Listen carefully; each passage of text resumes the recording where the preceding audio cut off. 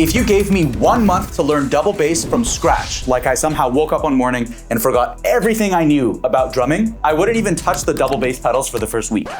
Hear me out, okay? Let's go behind the drums and I'll explain. One of the main reasons most drummers have their double bass sounding like this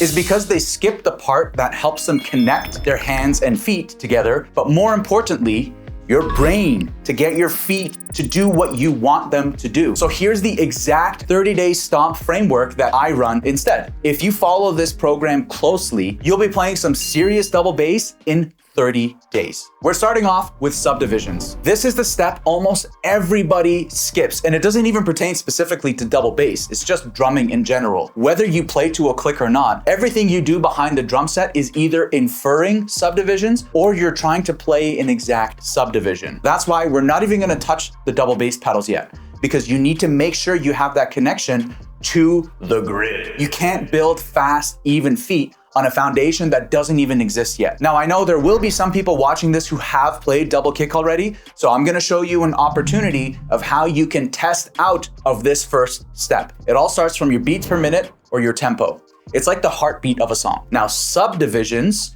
are how you split up the time or the notes between each beat. So we have quarter notes, which is just the pulse on its own, 2, 3, 4, eighth notes, 1 and 2 and 3 and 4 and 1 triplet, 2 triplet, 3 triplet, 4 triplet, 1 E and a 2 E and a 3 E and a 4 E and a. You see how I'm dividing the time differently between each beat, but the pulse stays the same. Those are your subdivisions. You're just gonna practice your counting out loud. Once you can play that at 80 BPM for 1 minute straight without any inconsistencies, we're gonna level up. Congratulations, you can take out a practice pad. Now that you have your handy dandy practice pad, you're gonna do the exact same thing, except you're gonna follow along with a single stroke roll. Nothing fancy, but it can get tricky, especially if you've never counted out loud before. So with a single stroke roll, we're gonna play through a subdivision ladder. We're gonna go quarters, eighth notes, eighth note triplets, and 16th notes. Here we go. 1, 2, 3, 4, 1, 2, 3, and 4, and 1 triplet, 2 triplet, 3 triplet, 4 triplet, 1 E and a 2 E and a 3 E and a 4 E and a 1. You notice on those eighth note triplets, the right hand and left hand take turns being in the driver's seat. So if you'd like, you can leave those eighth note triplets out so that you get the quarter notes, eighth notes, and 16th notes down. Once you have those down, bring those eighth note triplets in between your eighth notes and your 16th notes. Your goal is to do that for 1 minute straight without making mistakes. Now, you can move on to double bass, 2 feet, limb independence, and coordination, because your limbs need to move independently of what your hands are doing, but they also need to be coordinated around the drum set. Don't you love being a drummer? Should have played guitar. 3, 4. Guitarists, please do not attack me, okay? I have a ton of respect for guitarists. First step, always when you're playing the drums, is ear protection, hearing protection. Now I might yell again. We're gonna be doing exercises for both feet. We're gonna start with the kick drum. 2 bars, first bar kick on every quarter note or on the downbeat. Second bar, we're gonna put it on the ands, which is the eighth note or the upbeat in this case. Eighth notes on the hi-hat, snare on 2 and 4. Keep it simple, Susie. 1, 3, 4, 1 and 2 and 3 and 4 and 1, 3, 4, 1 and 2 and 3 and 4 and 1. Simple backbeat, okay? Incredibly important. Bonus points if you count out loud here. It's not required, but you know you're a master if you can do that, all right? For each of these exercises, aim for 1 minute straight without making mistakes before you go on to the next one, okay? This is kick limb independent stuff. Let's move on to level 2, kick independence. It's a 16th note grid, same concept. Bar 1, kick is on every quarter note. Bar 2, it's on every E. Bar 3, it's on every and. Bar 4, it's on every ah. On the turnaround, make sure you be careful for that 16th note double when you're going from the turnaround at the end of the exercise back to the beginning. You can leave one beat out. You can leave out the last if you'd like. But remember, we're only playing this at 80 BPM, okay? Let's go through this grid. 1, 2, 3, 4. 1 and 1 and 3 and 1. A 3, a 4, a 1. Nice and straightforward, 80 BPM, moving that kick drum through the 16th note grid. Make sure you give this the time and attention it needs because it's totally gonna pay off in the future. Let's go to the hi-hat limb independence. So there's kick, limb independence, levels 1 and 2, 8th note and 16th note. Now we're gonna take the exact same concept just to the left foot. 8th notes, first bar, every quarter note hi-hat foot pedal. Second bar, it moves to 8 and 1 and 2 and 3 and 4 and. Kick on 1 and 3, snare on 2 and 4, 8th notes on the right hand. Hi-hat foot pedal starts on the quarter note on the first bar, on the and or every 8th note on the second bar. Here we go. 1, 2, 3, 4, 1 and 1, 2, 3, 4, 1 and 1.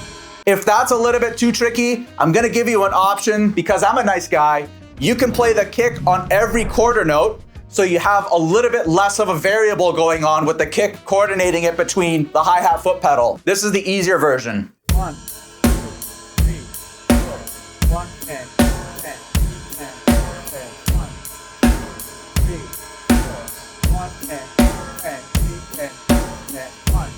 Okay, level 2. 16th note, limb independence on the hi-hat foot pedal. Again, same concept, 16th note grid. Kick stays on 1 and 3 for this version. Snare on 2 and 4, 8th notes on the right hand. First bar, hi-hat foot pedal is on every quarter note. Second bar, the hi-hat foot pedal is on every E. Third bar, hi-hat foot pedal is on the and. Fourth bar, hi-hat foot pedal is on the and then you loop around. Be careful for that 16th note double. If it trips you up, take out a note at the end or at the beginning. 1, 2, 3, 4, 1 E.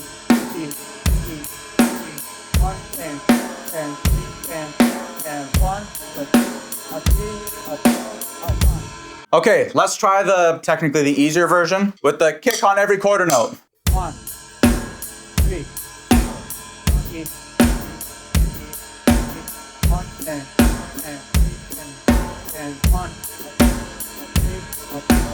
1. So those are the limb independence exercises along with the counting. These two are gonna be your building blocks for your foundation. You might struggle with those limb independence exercises, and that's okay. That's the whole purpose of doing them, because it's gonna give you a big payoff as soon as you go and bring that left foot over from your hi-hat foot pedal over to your kick drum. If it takes you longer than 5 days, that's okay. You don't need to worry about it. Now, I know you probably want to rush past this step. So here's the test. Test number 1, single strokes on your practice pad, counting out loud, playing through the subdivision ladder. So quarter notes, 8th note triplets, and 16th notes. Test number 2, the 8th note version of the kick and hi-hat foot pedal limb independence exercises. Test number 3, the 16th note version of the kick and the hi-hat foot pedal limb independence exercises. If you can successfully pass all 3 tests for 1 minute straight at 80 BPM without making mistakes. Move on to week 2, and this will be where you start from. It all comes from this creaky thing underneath me, your throne. If your throne is not doing its job correctly, everything else you're gonna do is gonna suffer as a result of. First things first, your throne height. Everybody's body is different sizes. Some people have longer legs, shorter torsos, all that good stuff. There's a lot of difference in terms of what your throne setup will look like. The first thing that I like to look for is just to have my hips slightly above my knees. Now, the second thing, where my pedals are placed. A lot of times I'll see double bass players where their setups will be something like this. The main pedal is here and then the secondary pedal comes in way at an angle. You're losing a lot of efficiency through the drive shaft of the connecting rod. So try and keep that on the straighter side. Put them where your feet naturally fall. So when you set up your drum set, put your throne down first, see where your feet will naturally fall, and place your pedals directly underneath your feet. This is gonna give you a baseline reference point for where you can bring your kick drum in and then your snare and build everything else around it. That's gonna help you at least develop a somewhat ergonomic position for you to be able to build from. If you want a deeper dive on drum set ergonomics, I would highly recommend checking out my friend's channel, Drum Mechanics, where he does a deep dive into everything and will explain it with the science far better than I ever could. Now, the next thing, you don't want to be sitting way far up on the edge of your throne, because your throne's job is to manage your center of gravity. If your throne is not managing your body weight and distribution, anything you try and do as a result with double bass is going to suffer. Think about trying to drum from like a plank position. That would be incredibly inefficient, right? Well, most drummers actually end up doing the same thing when it comes to your double bass. Because you're seated so far forward, you're not letting your throne manage your weight. So in order to check if you're managing your weight, a very simple test I like to do is when you're seated on your throne, see if you can lift both of your feet up off of the pedals. Put them back down and lift them up. If you have to lean back to lift up your feet off of the pedals, your throne isn't doing its job. Your center of gravity is not being managed by your throne, so you have to shift it way back so you can lift your feet up off of the pedals. This is one of the biggest setup mistakes that cost drummers so much. So sit further back on your throne. It's going to feel uncomfortable, especially if you spent more time playing on a poorly set up throne and kit. So it will feel weird for the first little while, but it will come around as you get used to the new setup. Now that you're locked into the grid and you're set up correctly, welcome to the O, which stands for, oh my goodness, let's make some noise. The O actually stands for only feet. We are going to be isolating the kick drum before we bring anything else in. For this step of only using feet, we're just gonna work our way through the subdivision grid. I'll be giving you some examples of exercises here, but there are so many different combinations you can use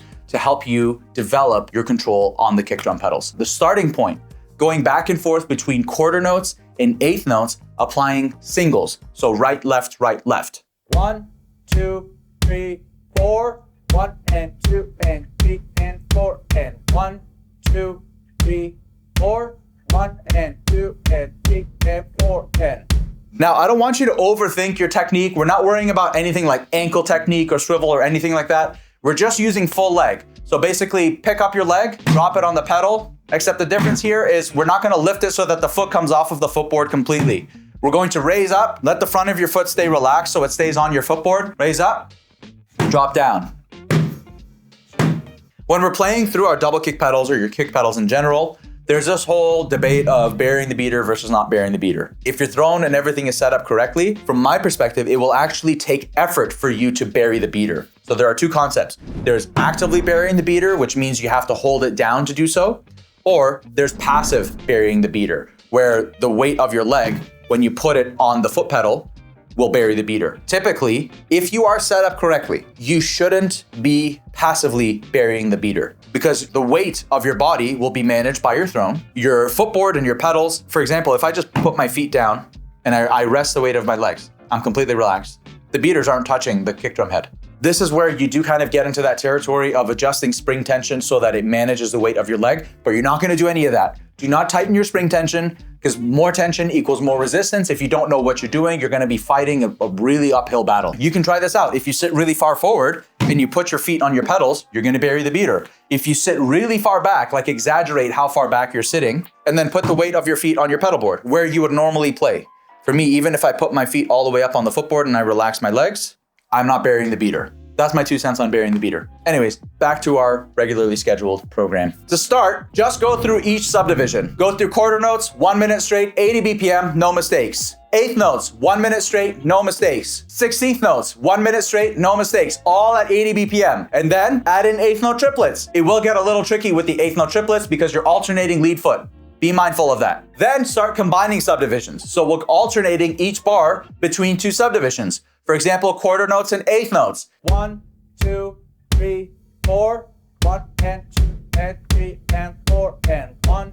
Eighth notes and 16th notes. 1 and 3 and 4 and 1 and 2 and 3 and 1. Now you can start combining and bring in those eighth note triplets. 1 and 2 and 3 and 4 and 1 triplet, 2 triplet, 3 triplet, 4 triplet, 1, 2, 3, 4, 1, 2, 3, 4, 1. You know what the craziest part about all of this is? You don't even have to be behind a drum set to do this. Think about Chris Turner. That beast of a drummer, he spends a lot of his time practicing from an office chair with a practice pad, and he's just stomping on the floor. Repetition is key and don't rush it. Okay, here's the checkpoint. Can you hold each of these subdivisions for 1 minute straight at 80 BPM without mistakes? Once your feet can hold their own without the hands having to babysit them, this is where we can bring the hands and feet together, and where all of that work that you did before is really gonna start to pay off because you have a strong connection to the grid, you've built your limb independence, and you've applied the grid to your feet. M in stomp is for merge. So now we're gonna take the isolation from the hands, the isolation from the feet, and bring them together to create a beat. Now that we have that subdivision ladder, we're gonna play through that subdivision ladder on the kick drum with the hands and feet over top. Quarter note pulse on the right hand on your ride, snare goes on beat 3, kick is playing singles through the subdivision ladder. Quarter notes, eighth note triplets, and 16th notes. Here we go.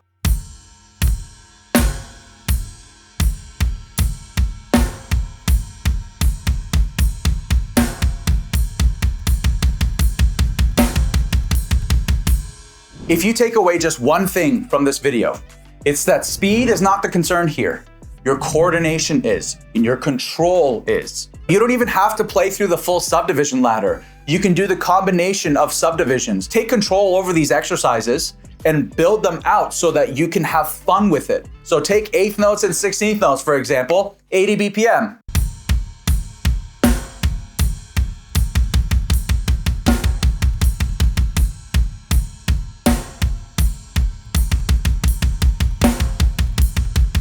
Now there is one more letter in Stomp, but before we get to that, here's how the full 30-day practice plan is laid out. And this full plan is available completely for free at the link in the description, where I dive deeper into the specific practice plan to help you unlock your double bass. Now the final step, or the P in Stomp, is play. This is where you get to bring music in. All of the beats and the exercises that you've practiced, guess what? Songs are just leveraging and combining different subdivisions. So your ability to navigate through them is going to determine how many songs you can play. And you don't even need to wait until you're playing super fast to be able to play along to some really cool songs. And you can try these songs out at the end of the 4 weeks to see how well you've done.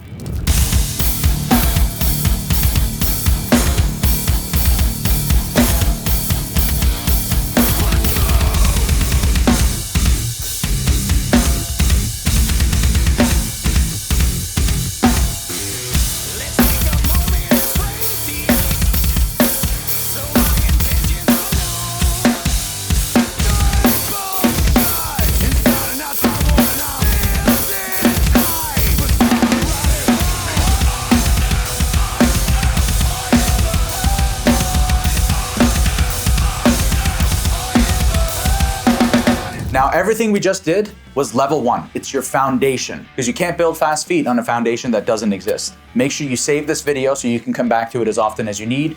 Get that free practice plan from the description, and when you're ready, come and take on month 2 with this video right here.